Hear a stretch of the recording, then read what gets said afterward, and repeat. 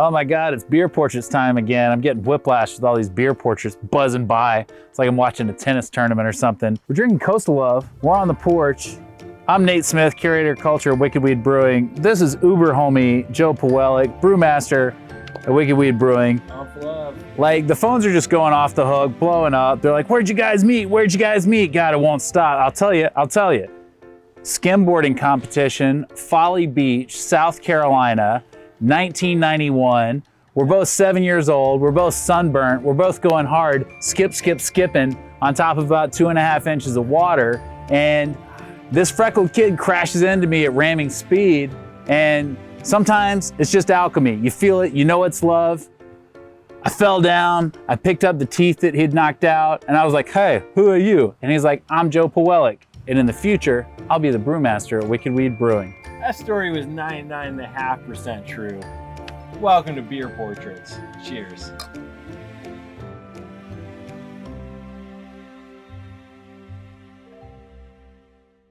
Stats time for Coastal Love. It's a hazy IPA, so for the color on this beer, it's obviously a straw color. There's a lot of haze in this. You're not supposed to be able to see through it too well. I will say not as hazy as a lot of the other hazy IPAs on the market. Joe can tell you more about why later. The body on this beer, it's gonna be a medium-bodied beer. It's gonna have a little bit creamier, smoother mouthfeel than some of our other drier selections. Flavor on this beer, it's gonna be a nice citrus hops with a creamy note coming in to hit you.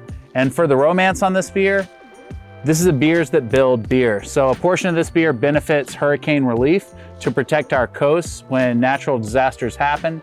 We're very proud in North Carolina to be a combination of beautiful mountains on the western side and beautiful beaches on the eastern side. And this beer helps protect both. So in addition to being a beers that build beer, this Coastal Love Hazy IPA is super notable because it's so juicy. There's so many fruit flavors going on in this beer, yet there's no fruit in it.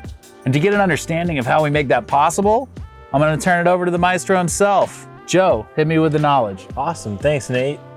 This beer is a tribute to North American hops as well as Southern Hemisphere hops sourced from New Zealand and Australia.